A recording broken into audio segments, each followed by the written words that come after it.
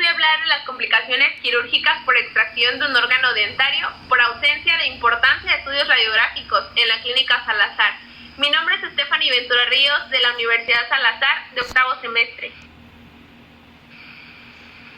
El trabajo va a contener el tema, planteamiento del problema, las preguntas tanto empíricas como teóricas, los objetivos, vamos a tener el general y el específico, la justificación, la delimitación y el marco teórico, en el cual vamos a hablar el capítulo 1. El planteamiento del problema. Definitivamente, en la mayoría de los libros o autores mencionan la anatomía como un ejemplo a seguir, sin contar que cada ser humano es diferente. Y en la práctica odontológica es muy común que a la hora de hacer tratamientos dentales, los odontólogos piensen que lo saben todo, sin darse cuenta que cada paciente es diferente. Por tanto, ocurren accidentes en el consultorio. Por ejemplo, una persona podría tener el órgano dentario del padre, mientras que tenga los maxilares de la madre. Entonces esto crearía una variación y tendría una anatomía muy diferente. Nuestras preguntas, vamos a tener las empíricas. Estas las vamos a adquirir por medio de la experiencia. La primera sería, ¿las radiografías pueden cambiar el tratamiento? ¿Existen anormalidades que no podemos observar clínicamente en las radiografías antes de comenzar un procedimiento odontológico? En la consulta odontológica se usan diferentes tipos de radiografías. Vamos a tener las teóricas. ¿Es importante tener estudios radiográficos antes de comenzar un procedimiento quirúrgico odontológico?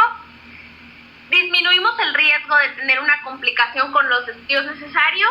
¿Los estudios se realizan en el consultorio? Nuestros objetivos. El general es concientizar al personal médico odontológico sobre las precauciones que deben tomar antes de realizar procedimientos quirúrgicos odontológicos. El específico, encontrar la prevalencia de cada uno de los diferentes riesgos y complicaciones por no tomar radiografías antes de comenzar un procedimiento quirúrgico odontológico. Prevalencia de complicaciones en ausencia de estudio radiográfico y determinar si existe mayor riesgo al realizar un procedimiento quirúrgico odontológico por falta de estudios radiográficos. Tenemos la justificación.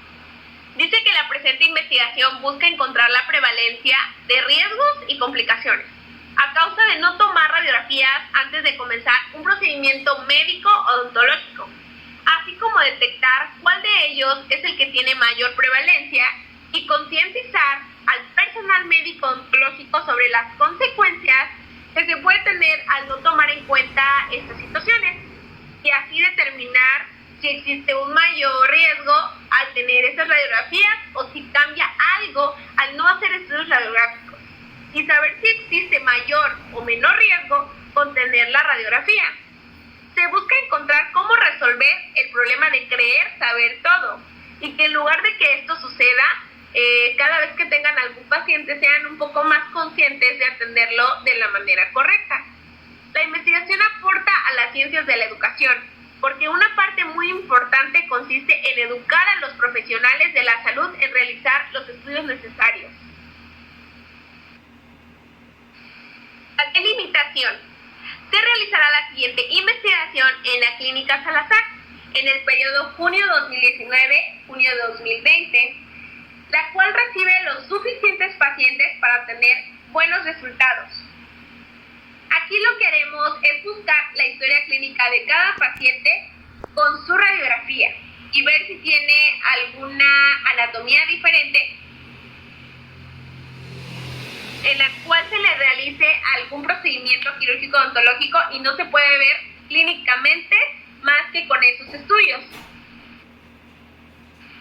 A continuación les voy a explicar un poquito más sobre el tema, sobre qué es una radiografía, para qué nos sirve y qué tipos de radiografías existen. La radiografía. Los rayos X, o también llamados radiografías, pueden utilizar una dosis muy pequeña de radiación ionizante para producir imágenes de cada hueso del cuerpo. Esta se va a utilizar comúnmente para diagnosticar huesos fracturados o dislocación de articulaciones. Las radiografías de los huesos son la forma más rápida y fácil para que su médico pueda ver y evaluar fracturas de huesos, lesiones y anormalidades en las articulaciones. ¿En qué consisten los rayos X? Un rayo X o una radiografía es un examen médico no invasivo que ayuda a los médicos a diagnosticar y tratar las condiciones médicas. La toma de imágenes con rayos X supone la exposición de una parte del cuerpo a una pequeña dosis de radiación ionizante para producir imágenes del interior del cuerpo. Los rayos X son la forma más antigua y de uso más frecuente para producir imágenes médicas. Una radiografía ósea toma imágenes de cualquier hueso en el cuerpo, incluyendo la mano, la muñeca, el brazo, el hombro, codo, columna, pelvis, cadera, etc. ¿Cuáles son algunos usos más comunes de este procedimiento? Bueno, como ya lo dijimos, diagnosticar huesos fracturados o dislocación de una articulación, demostrar la alineación y estabilización correcta de fragmentos óseos posterior al tratamiento de una fractura, guiar la cirugía ortopédica, como por ejemplo la reparación, fusión de la columna, reemplazo de articulaciones y reducción de fracturas. También nos sirve para buscar lesiones, infecciones, signos de artritis, crecimientos óseos anormales o cambios óseos observados en las afecciones metabólicas. También nos sirve para la detección y diagnóstico de cáncer de hueso, para localizar incluso también objetos extraños en los tejidos blandos que rodean los huesos o en los huesos. ¿Cómo debo prepararme? La mayoría de las radiografías óseas no requieren de alguna preparación en especial. Bueno, aquí puede solicitarse al paciente que se quite su vestimenta, que utilice una bata durante el examen. También se le puede solicitar que se quite joyas, dentaduras removibles, lentes y cualquier objeto de metal o vestimenta que pueda interferir con las imágenes de los rayos X.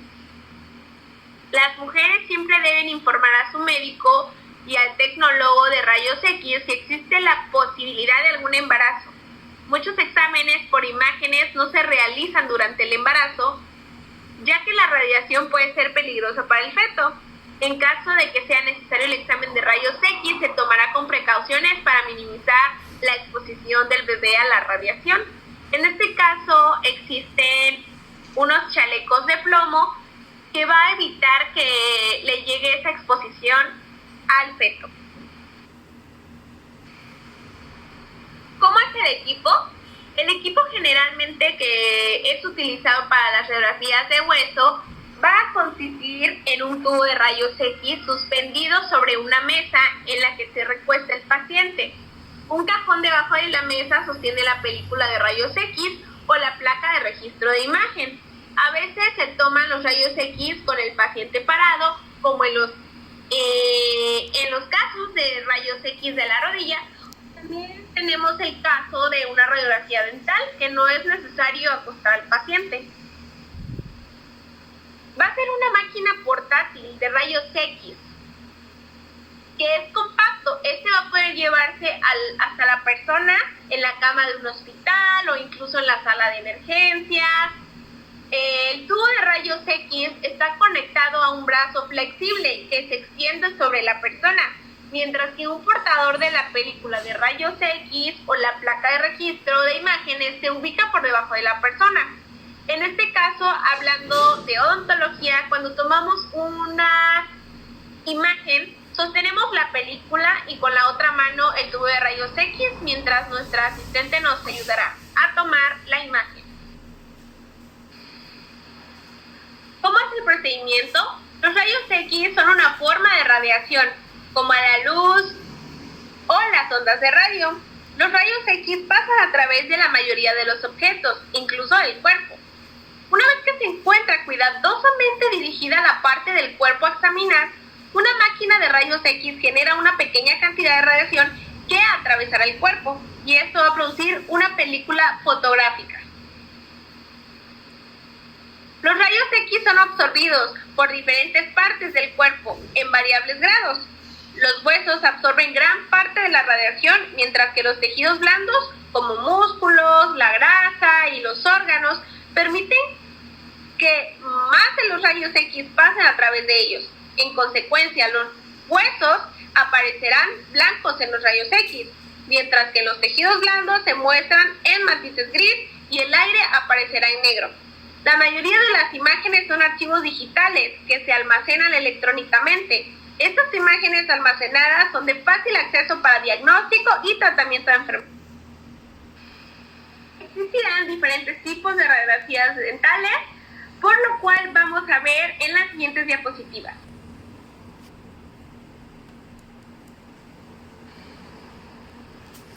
Existen varios tipos de radiografías dentales. Vamos a agruparlos en dos. Vamos a tener las radiografías dentales extraorales y las intraorales. En este caso vamos a comenzar con las extraorales. La primera es la ortopantomografía, o también llamada radiografía panorámica. Esta radiografía es la más común utilizada en el área odontológica.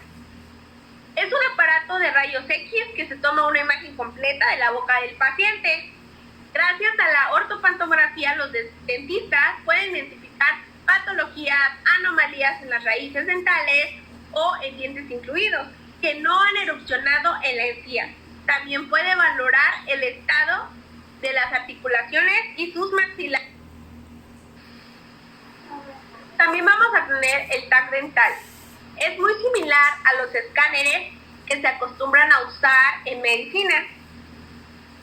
El TAC dental toma cientos de imágenes desde diferentes ángulos de la boca del paciente, lo que me parece muy interesante, ya que con las películas pequeñas solamente vemos una parte y no podemos verlo en 3 dimensiones como el TAC dental. Continuamos. Estas radiografías son enviadas a un ordenador que genera una imagen virtual en 3 dimensiones de la boca del paciente. A partir de ella, el dentista puede efectuar secciones para observar la anatomía de la boca del paciente en puntos muy concretos y estudiar la boca del paciente con un detalle que sin esta técnica sería impensable. También tenemos la cefalometría o teleradiografía. Este es un tipo de radiografía que en el ámbito ontológico prácticamente se usa en los estudios previos a una ortodoncia. Permite conocer el estado general de los huesos del cráneo y las proporciones entre ellos, para detectar los problemas esqueléticos que pueden hacer necesarios uno de los tratamientos. Radiografías dentales intraorales. En esta clase de radiografías dentales, la imagen se toma dentro de la boca del paciente, como bien lo dice el título, intraorales. Estas se utilizan sobre todo para identificar casos de caries interproximales. Esto quiere decir entre los dientes del paciente, o problemas en las raíces de los dientes, aunque no sea lo ideal. Para facilitar su realización, a veces se le pide al paciente que sea él mismo el que sujete la placa radiográfica. Vamos a dividirlo en radiografía periapical y radiografía de aleta de mordida. En la periapical normalmente se usan para obtener una imagen completa de la estructura de uno o 2 dientes, y así vamos a tener las raíces y las coronas de ellos. También, como mencionaba, la radiografía de aleta de mordida. Esta placa se coloca a lo largo de la mordida del paciente para obtener una imagen completa de las coronas dentales del paciente. Se usan especialmente en los casos de caries interproximales. Este es un ejemplo de la radiografía panorámica. Como ya lo mencionamos, dijimos que los huesos se verán de color blanco, el aire se verá de color negro y los tejidos blandos van a tener un color gris.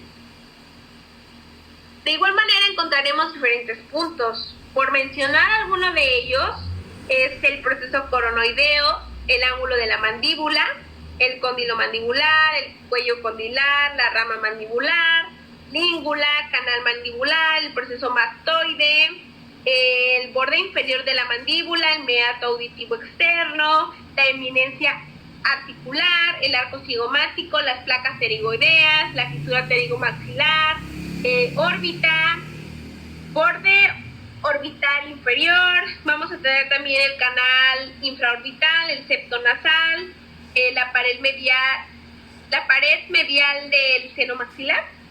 Vamos a tener también el proceso malar, las vértebras, que es muy importante. Vamos a ver de la 1 a la 4. Vamos a tener el espacio nasal, la aurícula, por mencionar algunos puntos. Me pareció muy importante enseñarles una imagen de cómo se llama cada órgano dentario. Tenemos el incisivo central y el incisivo lateral. Estos dientes se les llama dientes anteriores. Estos van a servir para cortar los alimentos. Después viene nuestro canino, el primer premolar y el segundo premolar.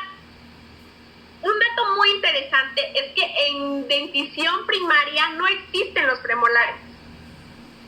Seguimos con el primer molar, el segundo molar y el tercer molar. Estos nos van a servir para triturar nuestros alimentos y así poder tener la deglución. Y bueno, lo mismo con los dientes inferiores. El incisivo lateral, el central, el canino, primer premolar, segundo premolar y los molares. Quiero agradecer a todas las personas que se tomaron el tiempo de ver el video y nos vemos con la segunda parte en unos días.